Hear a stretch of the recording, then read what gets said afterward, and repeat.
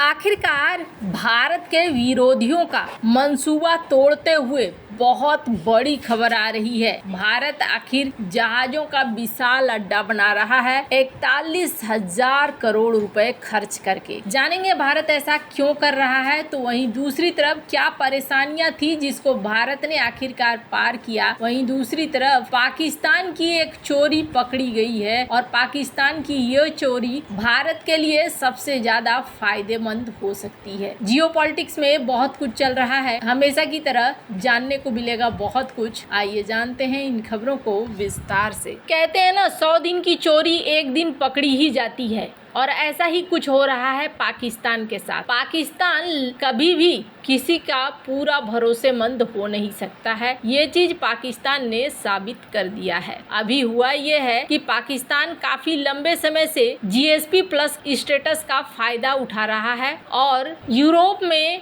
बासमती चावल से लेकर कई सारी चीजों का एक्सपोर्ट कर रहा है। अच्छा खासा मुनाफा के साथ चल रहा था, और तब तक चल रहा था जब तक कि इसकी चोरी पकड़ी नहीं गई है। अब इसकी चोरी पकड़ में आ गई है, जिसकी वजह से अब GSP प्लस के स्टेटस में भी समस्या आकर खड़ी हो गई है। पाकिस्तान का कृषि और खाद्य क्षेत्र निर्यात की महत्वपूर्ण चुनौतियों से जूझ रहा है। कहा जा रहा है चावल निर्यातकों को यूरोपीय संघ, ब्रिटेन और अमेरिका से शिपमेंट अस्वीकृति का सामना करना पड़ रहा है। चावल निर्यात से वित्तीय वर्ष 2024 में 3.5 बिलियन अमेरिकी डॉलर से अधिक की विदेशी मुद्रा अर्जित की है। हालांकि चावल निर्यात उद्योग को गंभीर खाद्य सुरक्षा चिंताओं का हवाला देते हुए शिपमेंट अस्वीकृति के खतरे से जूझना पड़ रहा है। 2023 में यूरोपीय संघ ने चावल शिपमेंट में कीटनाशक अवशेषों की खोज के कारण अलर्ट में वृद्धि जारी कर दी है। विशेष रूप से बासमती, जो पाकिस्तान और भारत से आती है, ये शिपमेंट कीटनाशक के लिए यूरोपीय संघ की अधिकतम अवशेष सीमा को पूरा करने में विफल रहे हैं। पिछले सालों में भारत में पाकिस्तान की तुलना में गैर अनुपालन दर अधिक थी। हालांकि 2024 में स्थिति में बहुत बड़ा बदलाव आया है, जब पाकिस्तान के चावल शिपमेंट ने भारत की तुलना में अधिक अलर्ट ट्रिगर किए हैं। इसके अतिरिक्त पाकिस्तान ने पिछले 3 सालों में भारत की तुलना में माइकोटॉक्सिन, विशेष रूप से एफ्लाटॉक्सिन के लगातार उच्च मामले दर्ज किए हैं। एफ्लाटॉक्सिन जहरीले पदार्थ हैं जो फंगस या मोल्ड से संक्रमित होने पर चावल में विकसित होते हैं। कीटनाशक अवशेषों और माइक्रोटॉनिक्स में वृद्धि ने निर्यातकों के बीच चिंता बढ़ा दी है, जो अब यूरोपीय संघ के प्रतिबंध के खतरे का सामना कर रहे हैं। जब तक कि सुधारात्मक उपायों को तुरंत लागू नहीं किया जाता है, चावल क्षेत्र के भीतर पाकिस्तान के खाद्य सुरक्षा प्रोटोकॉल को मजबूत करना अब एक महत्वपूर्ण अनिवार्यता है। पाकिस्तान में चावल मूल्य श्रृंखला में किसान, स्टॉकिस्ट, मिलर्स और निर्यातक जैसे प्रमुख खिलाड़ी शामिल हैं। किसान कपास और गन्ने जैसी अन्य फसलों के लिए अभिप्रेत रसायन, stem borer, brown bug, fungal संक्रमण जैसे कीड़ों से निपटने के लिए अक्सर क्लोरपाइरिफोस, एसिटामिप्रिड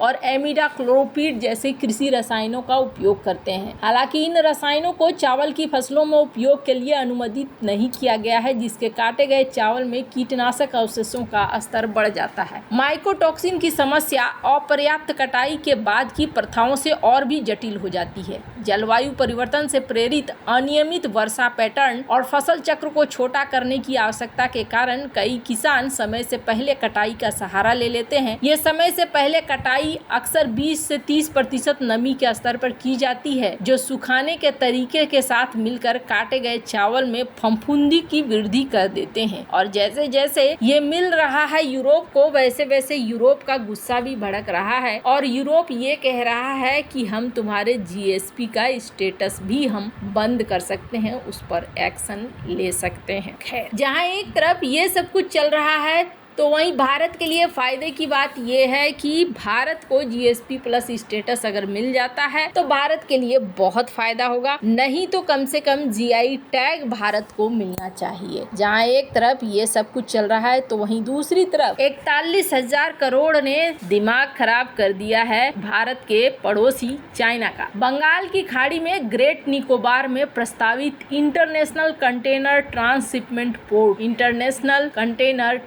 ट्रांसशिपमेंट पोर्ट के निर्माण की ओर सरकार ने एक कदम और बढ़ा दिया है। सरकार वाणिज्यिक और रणनीतिक रूप से अति महत्वपूर्ण project detailed project report DPRR को अंतिम रूप दिया है। पोर्ट के निर्माण के लिए नेशनल ग्रीन ट्रिब्यूनल NGT ने पर्यावरण संबंधी मंजूरी भी दे दी है। इस पूरी परियोजना पर 41,000 करोड़ रुपए खर्च होंगे। इसका पहला चरण साल 2028 तक पूरा होने की उम्मीद है। ग्रेट निकोबार ट्रांसशिपमेंट पोर्ट के बन जाने से सभी विशालकाय जहाज भी माल लेकर सीधे भारत आ सकेंगे। अभी तक बड़े जहाज श्रीलंका के कोलंबो, सिंगापुर और मलेशिया के कलोंग बंदरगाह पर आते हैं, फिर वहां से छोटे जहाजों में माल को लादकर भारत लाया जाता है। ग्रेट निकोबार पोर्ट एक प्रमुख परियोजना है जिसका उद्देश्य विभिन्न बंदरगाहों के बीच कंटेनरों के ट्रांसशिपमेंट को सुविधाजनक बनाना है। ग्रेट निकोबार द्वीप के गेलाथिया खाड़ी में प्रस्तावित ICTP रणनीतिक रूप से अंतर्राष्ट्रीय शिपिंग व्यापार मार्ग से केवल 40 समुद्री मील की दूरी पर है। भारत के लगभग 75% ट्रांसशिप्ड कार्गो की व्यवस्था विदेशी बंदरगाहों पर की जाती है, यानी भारत के लिए बड़े जहाजों पर आया माल पहले कोलंबो, सिंगापुर और कलेंग जैसे बंदरगाहों पर आता है, वहां से फिर छोटे जहाजों में भारत आता है। वर्तमान में भारत का ट्रांसशिप्ड कार्गो में से 85% ये तीनों बंदरगाह संभालते हैं। अकेले कोलंबो बंदरगाह भारत का 45% ट्रांसशिप्ड कार्गो मैनेज करता है। ग्रेट निकोबार पोर्ट हर साल 1.6 करोड़ कंटेनरों को हैंडल करने में सक्षम होगा। इसके पहले चरण को 2028 तक 18,000 करोड़ रुपए की लागत से चालू किया जाएगा। पहले चरण की क्षमता 40 लाख से अधिक कंटेनरों को हैंडल करने की होगी। ट्रांसशिपमेंट पोर्ट के आसपास एक एयरपोर्ट, एक टाउनशिप, एक पावर प्लांट लगाने की भी योजना है। ICTP के बन जाने से भारत के बड़े कार्गो के ट्रांसशिपमेंट के लिए विदेशी बंदरगाहों पर निर्भरता कम होगी। सामान के आयात और निर्यात में खर्च कम होगा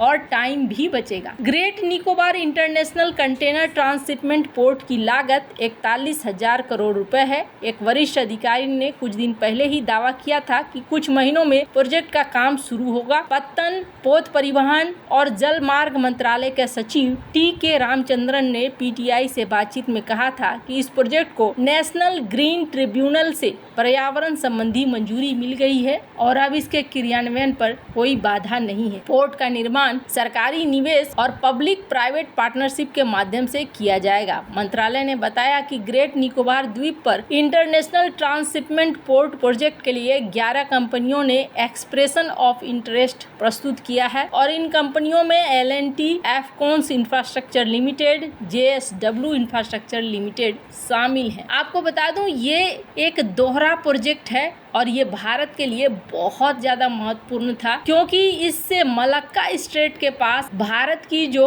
पकड़ है वो और भी ज्यादा मजबूत हो जाएगी। इसका जो लोकेशन आप देख रहे हैं, इस लोकेशन से आपको समझ में आ जाएगा। अब इसे रोकने के लिए कई तरह की चीजें की गई और ये जाहिर तौर पर ये किसके द्वारा की जा सकती है, आप इसका अंदाजा लगा सकते हैं। और यहाँ पर अगर भारत मजबूत होता है तो किसको सबसे ज्यादा समस्या आ सकती है, परेशानी आ सकती है, वो भी आप समझ सकते हैं। और यही वजह है कि यहाँ पर भारत को मुश्किलों का सामना करना पड़ रहा था। अपने देश में भी पर्यावरण वगैरह को लेकर भी कई सारी चीजें कही जा रही थी कि ये करना ठीक नहीं है, सही नहीं है, अच्छा नहीं है। लेकिन फिर सवाल उठता है एक चीज का कि पहले आपको अपना घर मजबूत करने की जरूरत है। यही चीज जब किसी और के दावेदारी में चली जाएगी तब फिर आप उसको करने के लायक भी नहीं रहोगे। दुनिया जैसे चलती है वैसे ही चलना चाहिए। वैसे आपको क्या लगता है, कमेंट कर जरूर बताएं। जल्द मिलते हैं अगले वीडियो में नई खबर के साथ।